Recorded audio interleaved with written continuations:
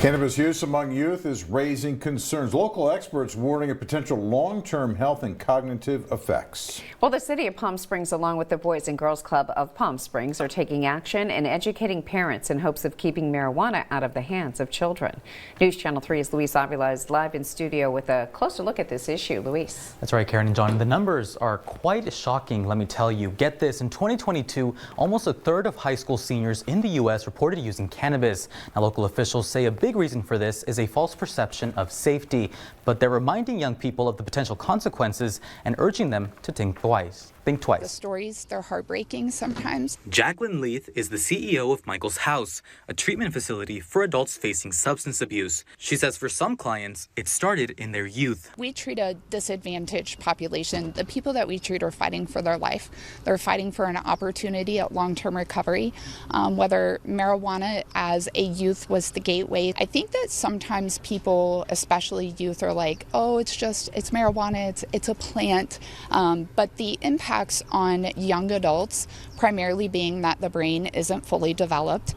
We don't see that until around age 25. Leith says while the effects of cannabis are different for everyone, today's products have higher concentrations of THC, the main ingredient that causes the high associated with cannabis use. And the reality is that cannabis is way more sophisticated today than it was 25 years ago. The way marijuana is grown today, the potency levels, how they extract it. According to the latest data, just over 30% of U.S. high school 12th graders reported using cannabis in 2022. Reasons included social pressure, a perception of safety, and increased accessibility, something local law enforcement is seeing as well. So what are those impacts looking like right now? So, one of the things with us having cannabis shops and cannabis lounges is even though it's something that's legal for adults, we want the community to be aware of the impact it has on juveniles. But as far as illegal possession, we have seen some instances of youth being in possession. Lieutenant Ariza says while it's difficult to know just how many young people under 21 use it,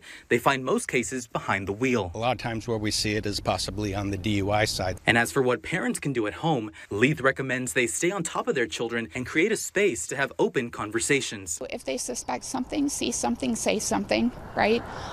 Make it safe to talk to your kids about what's going on. Now, tomorrow's town hall will take place at the Boys and Girls Club of Palm Springs at 5:30 p.m. For more information, visit our website, kesq.com. Live in studio, Luis Avila, News Channel 3.